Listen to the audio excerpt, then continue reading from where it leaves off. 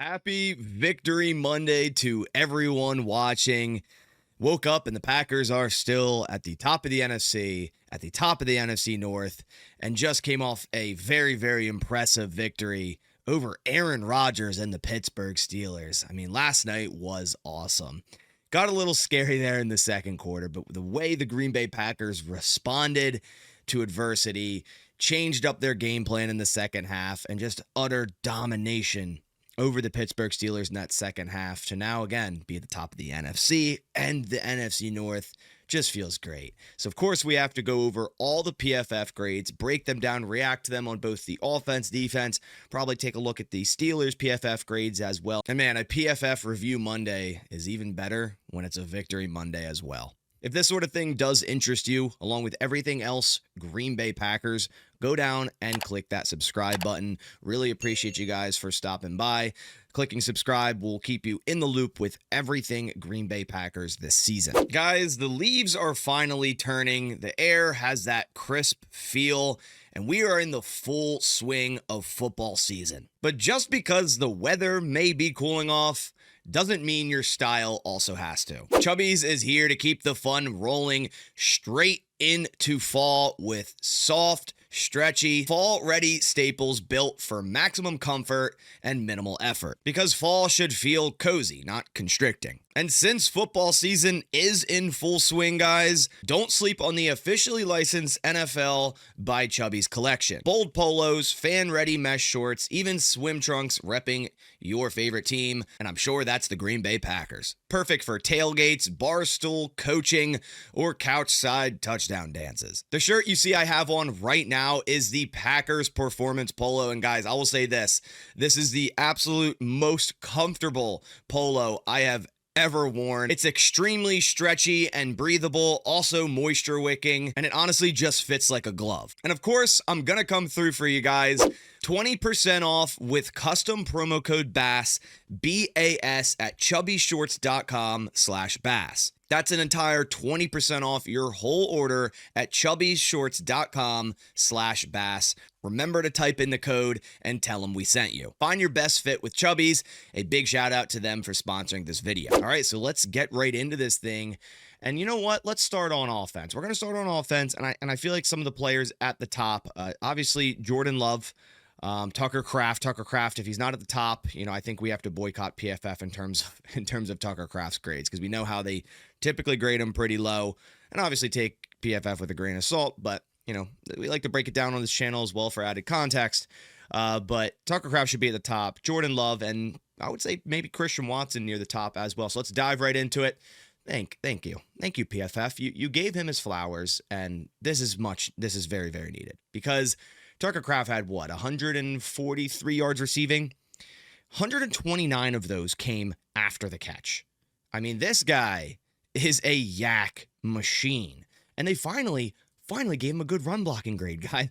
I was joking about it last night on the live stream, going, once I saw him seal the edge on I think they're 12 personnel, 2 tight ends to the right. It was him and Fitzpatrick.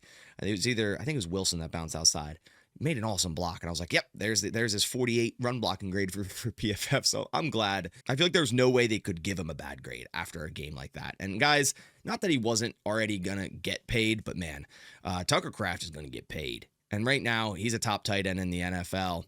And, he can't sign an extension until after the 2025 season, but I feel it's going to happen thereafter. A 93.6 is crazy. You love to see it. I fully believe that's his highest grade of his career. Jordan Morgan near the top. Okay. So the Packers obviously started with Morgan. He played 29 snaps, and then they went to Sean Ryan, who, just real quick, is middle of the pack, 35 snaps. He actually played more than Jordan Morgan. When they made that switch, it'd make you believe that Jordan Morgan was playing poorly, but then you see a high grade from PFF. So that could mean two things. The Packers did think Jordan Morgan was playing poorly, or they just wanted to make a switch there for game plan scheme with more so Emmanuel Wilson running the football, or PFF is completely off base, which could definitely be the case here. But Jordan Morgan, 83.5, good pass block, and pretty good run block as well. Then we have Jordan Love at 81.2. I mean, this is a high grade, guys, but how is this not a 90 plus? 360 yards, 3 touchdowns, no sacks, no interceptions. I think 130 plus rating, and at one point in the game threw 20 straight completions. Like, how is that not a 90 plus? I really don't know. This was his best game of his career, but it wasn't even the best graded game of this season for Jordan Love. I mean, it was his best game of his career, in my opinion, just due to the prime time against Aaron Rodgers. And all things considered, I mean, just had a phenomenal, super, super efficient game here. Zach Tom, 80.9. Look at that run block grade. Wow, 94.8. Thankfully, he didn't suffer a bad injury. I think he just got stepped on, came back into the game. Watson, he is near the top, 79.6. I mean, it just seems so seamless for him in his return. It didn't seem like he was even needed to be on a pitch count. It's like he was on the field making plays like he never left. And he never was out with injury. It's crazy, and it adds so much to this offense. I love it. Malik Heath saw some action in this game. I think he had 3 catches, 78 grade. Romeo Dobbs, 75.2. It's a pretty good grade considering he had 2 drops. Savion, 72.5, got his first NFL touchdown. Aaron Banks with finally a above 60 grade. That's great to see. We're getting a lot of good stuff here in today's grades, right? Sean Ryan, a 65.8. Elton Jenkins, 64.0. Rasheed Walker, 61.2. Then we get into the averages and below average. Kennard only played 1 snap. So, wow, he only came in for 1 play. Then Tom came back. Anthony Belton played 3 snaps. I believe it was actually at left tackle late in this game, surprisingly over Jordan Morgan. Chris Brooks played 3 snaps. Bo Melton, listed as a running back, played 1 snap. John Fitzpatrick, 56.1. Matthew Golden, 52.1. I guess it still just bothers me that they're forcing so much backfield stuff for him. Luke Musgrave, 47.2. It just seems like a lost cause at this point, playing 12 snaps. Like, he played 10 less snaps than John Fitzpatrick. Ugh. Emmanuel Wilson, I don't get this. I mean, I understand both running backs at the bottom. Like, we didn't run the ball super well, but I feel like Emmanuel Wilson ran the ball well. I think he averaged nearly 5 yards a carry, maybe slightly less than that. And he was breaking. His pass block grade's very poor. Same with Jacobs. But that shouldn't tank his grade that much. I feel like Wilson did a really good job extending runs, pushing the pile, breaking tackles, just getting north and south. Maybe a tough day for Josh Jacobs. 45.2, though, not so sure. But those are our 2 lowest players on offense. All right, so I wanted to look at the advanced analytics in terms of passing for Jordan Love. So, wow. When he was kept clean, he was 23 of 25, 242 yards, 3 touchdowns. That is actually crazy. Under pressure, still a lower completion percentage. This tends to happen. 6 for 12, 50%, 118 yards. Still a 9.8 average, though. You'll take that. I want you to take a look at when blitzed. The Steelers blitzed Jordan Love a lot. They played a lot of man coverage, and they stacked the box. And Jordan Love tore it apart. 16 of 22. 243 yards, 3 touchdowns, 11 yards per attempt. And the Packers didn't have to run much play action in this game. 4 completions on 7 attempts. They had 25 completions on 30 attempts without play action. They ran 5 screens for 5 completions, 41 yards and 2 touchdowns. Super, super efficient. You see Jordan Love behind the line of scrimmage, 10 for 10, short, 13 for 15, medium, 5 for 5, and deep, 1 for 3. I forgot to take a look at blocking for you guys. Pressures allowed. Okay, so you see the pass blocking grade very poor for Jacobs. He did allow 3 pressures on Jordan Love, who didn't get sacked all night, so that's great. Zach Tom, 3 pressures. Elton Jenkins, 3 pressures. Emmanuel Wilson allowed 2, and then Sean Ryan and Aaron Banks each allowed 1. So really impressive day for Rasheed Walker. Didn't allow a pressure, hurry, hit, or, of course, a sack as well at left tackle.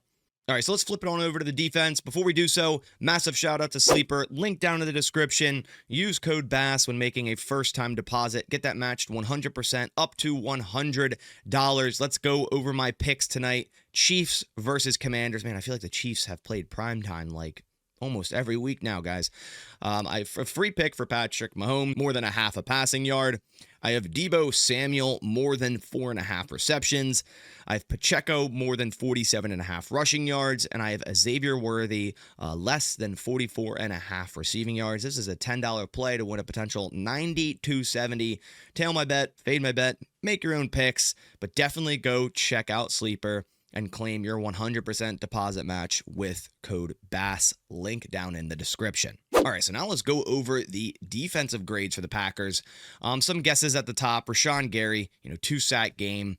I would say Edgerrin Cooper, I feel like he did a wonderful job at linebacker last night. And then also Carrington Valentine, who seemingly stole the job from Nate Hobbs, and thankfully so, because I think he had a really good game.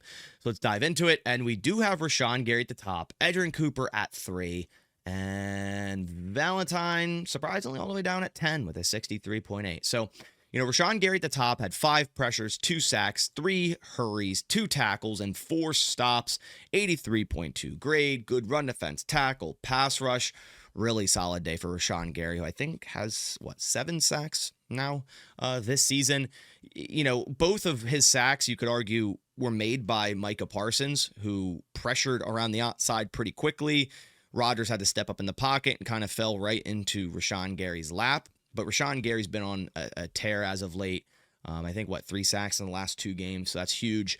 JJ Enagbare, second highest graded player, 29 snaps. Obviously playing more in the absence of Lucas Van Ness, 80.9, had 2 pressures, 2 stops. Of course, that one in the backfield for I think it was -5 yards. He's good for one of those plays every couple games. Edgerrin Cooper, 80.8. His run defense grade, very poor, but tackle and coverage were really good. He didn't have any pressures in this game, which is a little surprising. I feel like he had one up the middle. It ended up in a penalty. That's why it's not listed here. I was going to say, I feel like he definitely had one up the middle. But he had 4 tackles, 0 miss, which is great, and 3 stops. Xavier McKinney, finally above a 70 grade in a game here. I know he's had one before this year, but not too many of them. 72.1, good tackle grade, decent coverage grade. Tyron Hopper played in 1 snap. It was on that 2-point conversion and broke that thing up from Jonnu Smith, essentially ending that game. So that's awesome to see from Hopper. Javon Bullard kind of getting his flowers here. I still think he should have a higher grade overall. I feel like PFF has criminally, and I mean criminally, underrated Javon Bullard. I feel like he's been so good as our nickel defender around the line of scrimmage. Every single time a team tries to throw a screen or a bubble screen or just something out quick to the sideline or quick to the slot or outside, Bullard's at the ball every single time. And he's also, I believe, the one who recovered the fumble. Punched out by Edgerrin Cooper in this game. Wyatt in his return, solid game, 3 pressures, 1 stop, 68.5. Carl Brooks, 37, almost got a sack on Rodgers, almost had that forced fumble, but Rodgers just threw it down into the dirt. I believe that was Brooks, who had 3 pressures. He's good for 3 to 5 pressures every single game. Evan Williams, I think this was a better game by him than the 64.8. He saved a touchdown to DK Metcalf. Of course, there's a penalty on the play on Nixon, but away from that spot. But it would have been a touchdown if Evan Williams didn't tip that ball. 49 snaps, 64.8. Nate Hobbs only played in 4 snaps.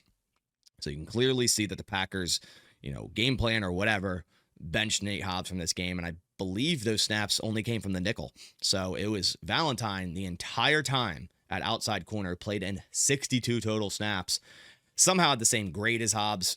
I mean, obviously that's just not the case, but Hobbs, of course, only played in 4 snaps, or Valentine, played in 62. Had a great tackle grade, made a nice hit on Freiermuth in this game. We'll go over coverages right after this and see how many receptions he allowed. Stackhouse only played in 5 snaps. A little bit of surprise that minimal snaps due to how heavy the Steelers were going. Basically putting linemen at tight end, bringing in Darnell Washington. You'd think Stackhouse would see more snaps here, but someone who did see more snaps due to that was Isaiah McDuffie. The Packers played a lot of base last night. A little bit low grade for him. He's been consistently around 70s and even 80s so far this year. And this might be Parsons' lowest grade for the Packers so far this year. I can actually check that real quick. Yeah, by far. Week 1 against Detroit, a 66.0. The rest has been extremely high. This one's definitely his lowest, but still got a sack on the day, so I'll take that, of course, and had 5 pressures, 4 quarterback hurries, and a stop. So PFF grades him low, but I still think it was a good game from Parsons. Barron Sorrell played in 13 snaps, only recorded 1 assisted tackle.